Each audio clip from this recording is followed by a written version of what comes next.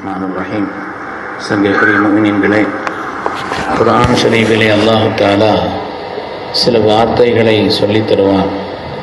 அதேபோல் ஹதீஸுகளிலே சில வார்த்தைகள் அரபியிலே வரும். அந்த வார்த்தைகளுக்கு வேறு மொழியிலே ஒரு வார்த்தையில் அர்த்தம் செய்துவிட முடியாது. உதாரணமாக பரக்கத் என்ற வார்த்தை, நாம் அதற்கு எத்தனை அர்த்தங்களை எத்தனை வார்த்தைகளை சொன்னாலும் அரபியில் உள்ள அந்த வார்த்தைக்கு நிகரான ஒரு அர்த்தத்தை சொல்லிவிட முடியாது. அதேபோல் ஆஃபியத் என்ற வார்த்தை, நல்ல சுகம் என்று அர்த்தம் செய்கிறோம். இந்த ஆஃபியத் என்ற அரபி வார்த்தைக்கு முழுமையான ஒரு அர்த்தத்தை வேறு ஒரு மொழியிலே ஒரு சொல்லில் சொல்லிவிட இயலாது. அதேபோல் குர்ஆனிலே சொல்லப்பட்டிருக்கக்கூடிய ஹிக்மத் என்ற வார்த்தை, ஹிக்மத் என்பதற்கு மதிநுட்பம் என்று சொல்கிறோம். சூழ்நிலைகள் அறிந்து அதற்கேற்ப செயல்படக்கூடிய அந்த உன்னதமான ஒரு காரியத்திற்கு ஹிக்மத் என்று சொல்லப்படுகிறது. அல்லாஹ் குர்ஆன் ஷரீஃபிலே சொல்வான், உதுஉ இலா சபீலி ரப்பிக பில் ஹிக்மா, மக்களை அல்லாஹுவின்பால் ஹிக்மத்தை கொண்டு நீங்கள் அழையுங்கள். அதற்கு பிறகுதான் ஒரு மௌஇலத்துல் ஹஸனா, அழகான உபதேசங்கள் என்று சொல்கிறார். அழகான உபதேசங்கள் உலகத்தில் உண்டாக்கக்கூடிய விளைவுகளை விட, தாக்கத்தை விட, இந்த ஹிக்மத் என்ற மதிநுட்பத்தோடு ஒரு மனிதன் செயல்படக்கூடிய இந்த செயல்பாடு இருக்கிறதே, அது நல்ல விளைவுகளை உண்டாக்கும் என்பதைத்தான் அல்லாஹ் தஆலா முதலாவது அதை சொல்கிறான். ஹிக்மத்தை கொண்டு நீங்கள் அல்லாஹுவின்பால் மக்களை அழையுங்கள் என்று சொல்கிறான். இந்த ஹிக்மத்தினுடைய அணுகுமுறை ஹதீஸில் நிறைய வந்திருக்கிறது. உதாரணமாக கண்மணி நாயகம் ஸல்லல்லாஹு அலைஹி வஸல்லம் இடத்துல ஒரு ஆள் வர்றார்.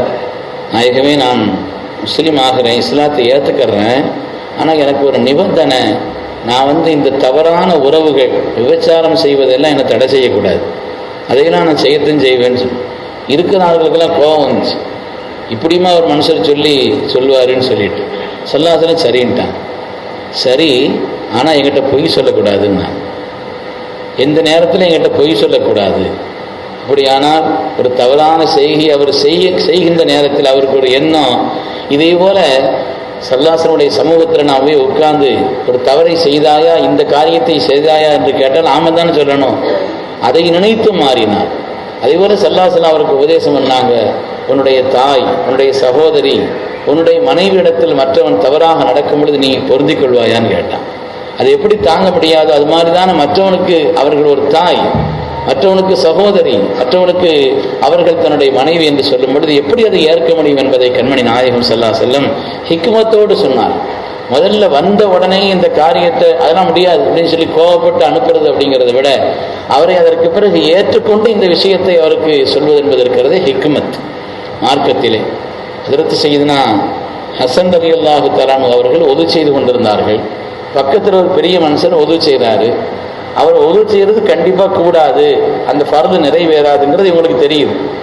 ஆனால் அவருக்கு போய் நீங்கள் ஒது செய்கிறது சரியில்லை அப்படின்னு சொன்னால் வயசில் மூத்தவராக இருக்கிறாரு. ரெண்டாவது ஏற்றுக்கிற பக்குவம் எல்லாருக்கும் இருக்காது. சரி போப்பான்னு சொல்லிடுவாங்க. ஏற்றுக்கொள்ளக்கூடிய பக்குவம் எல்லோருக்கும் இருக்காது. தான் 1000 தவறுகளை செய்வார்கள், ஆனால் மற்றவங்களுக்கு அந்த விஷயங்களை என்ன செய்வாங்க, உபதேசிப்பாங்க இல்லையா? அப்படி மாதிரி ஒரு நிலையில் உள்ளவர்களாகவும் இருக்கலாம். ஏதோ ஒரு நிலையில் அவருக்கு ஹஜ்ரத் இமாம் ஹஸன் ரலியல்லாஹு தஆலா அன்ஹு அவர்கிட்ட நீங்கள் ஒது செய்கிறது சரியில்லை, ஒதுக்கூடாது அப்படின்னு நேரடியாக சொல்லாமல் இவங்க சொன்னாங்க, என்னோட வயசில் நீங்கள் மொத்தம் பெரிய ஆளாக இருக்கிறீங்க, நான் ஒது செய்கிறேன், இது சரியா நீங்கள் பாருங்கன்னா, நான் ஒது செய்கிறேன், அதில் ஏதாவது குறை இருந்தால் நீங்கள் சொல்லுங்கள். ஹஜ்ரத் இமாம் ஹஸன் ரலியல்லாஹு தஆலா ஒது செய்தாங்க.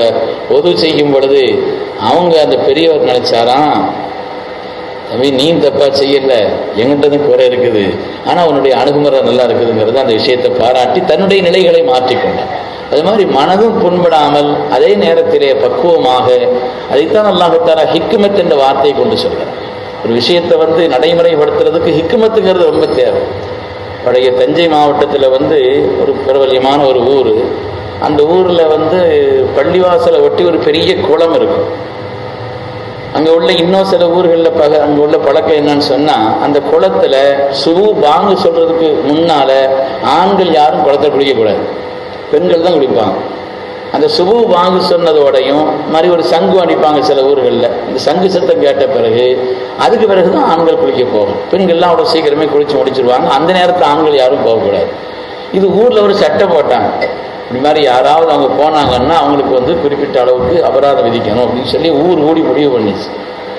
அதுக்கு அடுத்து 1-2 நாட்களில் பார்த்தா அந்த ஊரினுடைய பெரிய தலைவர் யார் சட்டம் போடுறதுக்கு முன்னிலையில் இருந்தாரோ அவருடைய பையனே போய் சுபு வாங்கிக்கிறதுக்கு முன்னாடி குளிச்சுட்டு இருக்கான். அதனால ஊரே கதகதகதான்னு ஆயிடுச்சு.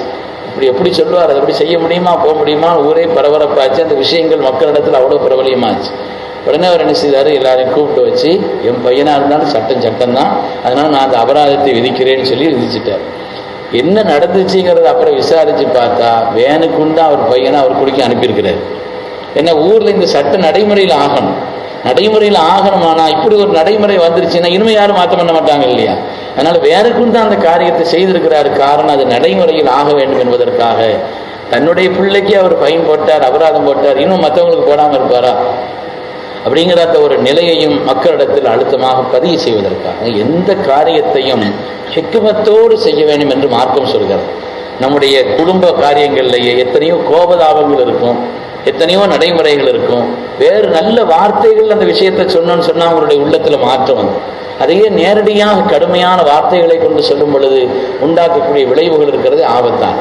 அதனால எந்த காரியமாக இருந்தாலும் அதிலே உயர்வு ஏற்படுவதற்கும் அதிலே நல்ல விளைவுகள் உண்டாகுவதற்கும் அது அல்லாஹ்வுக்கு பொருத்தமான நிலையில் ஆகுவதற்கும் அது ஹிக்மத் என்ற அந்த மதிநுட்பத்தோடு காரியங்களை செய்ய வேண்டும் என்று குர்ஆன் ஷரீஃபிலேயும் அல்லாஹ் சொல்லி காண்பிக்கிறான். கண்மணி நாயகம் ஸல்லல்லாஹு அலைஹி வஸல்லம் அவங்களும் ஹிக்மத்தினுடைய நிலையை குர்ஆன் ஷரீஃபிலே அல்லாஹ் கேட்கிறான். சூரா யாசீனில் வருகிறது. காபிர்கள் இறை நிராகரிப்பாளர்கள் கேட்கிறார்கள், மை யஹ்யில் இஸாம வஹிய ரமீம், ஒரு மனிதன் மூத்தானதற்கு பின்னால உடலெல்லாம் அப்படி எலும்புகளெல்லாம் மக்கி போனதற்கு பின்னால எப்படி ஹயாத்தாக்க முடியும் என்று கேட்கிறார். அல்லாஹ் பதில் சொல்றான், ஒண்ணுமே இல்லாம இருந்த உங்களை யார் ஹயாத்தாக்குனா? குல் யுஹ்யி அல்லதி அன்ஷஅஹா அவ்வல மர்ரா. நீங்க ஒரு 40 வயசு 50 வயசுன்னா அதுக்கு முன்னால எப்படி இருந்தீங்க, எப்படி உலகத்துல வந்தீங்க, அது உங்களுக்கு ஹயாத்தை கொடுத்தது யார்? அந்த ரப்பு உங்களுக்கு மீண்டும் ஹயாத்தை கொடுக்க முடியாதா? ஒண்ணுமே இல்லாம இருந்த நிலையில உங்களுக்கு ஹயாத்தை கொடுத்த முடிஞ்ச ரப்புக்கு அதற்கு பிறகு சில நிலைகள் பொருள்களும் இருக்கிறது, அதை வச்சு மீண்டும் ஹயாத்தை கொடுக்கறதுல அவனுக்கு என்ன சக்தி இல்லையா என்று அல்லாஹ் தஆலா குர்ஆனில் கேட்கிறானே. இதுவெல்லாம் ஹிக்மத்தினுடைய அணுகுமுறை. குர்ஆன் ஹதீஸும் அந்த ஹிக்மத்தை பல நிலைகளில் சொல்லி காண்பிக்கிறது. அந்த ஹிக்மத் என்ற மதிநுட்பத்தை நம்முடைய தனிப்பட்ட செயல்களில், குடும்ப காரியங்களில், சமூகத்தினுடைய அணுகுமுறைகளில் நாம் அதை அந்த மதிநுட்பத்தோடு ஆக்கி கொண்டோம் என்று சொன்னால் நல்ல விளைவுகளை ஏற்படுத்தும் என்று குர்ஆன் ஷரீஃப் நமக்கு உணர்த்தி காண்பிக்கிறது. அல்லாஹ் குர்ஆன் ஷரீஃபிலே சொல்கிறான், வமன் யூத்தல் ஹிக்மா, யாருக்கு அல்லாஹ் ஹிக்மத்தை கொடுத்து விட்டானோ ஃபக்கத் ஊத்திய கைரன் கஸீரா, ஏராளமான நற்பாக்கியம் வழங்கப்பட்டு விட்டார் என்று அல்லாஹ் சொல்கிறான். அல்லாஹ் அந்த உன்னதமான ஹிக்மத்தை நம்முடைய வாழ்வின் எல்லா நிலைகளிலும் பேணி நடப்பதற்கு அல்லாஹ் நசீபை தந்தருள்வானாக. நம்முடைய தனிப்பட்ட வாழ்க்கை, குடும்ப ரீதியான வாழ்க்கை, சமூக ரீதியான வாழ்க்கையிலே அந்த உயர்வான ஹிக்மத்தை அல்லாஹ் சொன்ன அந்த மதிநுட்பத்தை பயன்படுத்தி துன்யா ஆখিরাவுடைய எல்லா விதமான வெற்றிகளையும் பெற்றுக்கொள்வதற்கு அல்லாஹ் நமக்கு நசீபை தந்தருள்வானாக. ஆமீன் ஆமீன் யா ரப்பல் ஆலமீன்.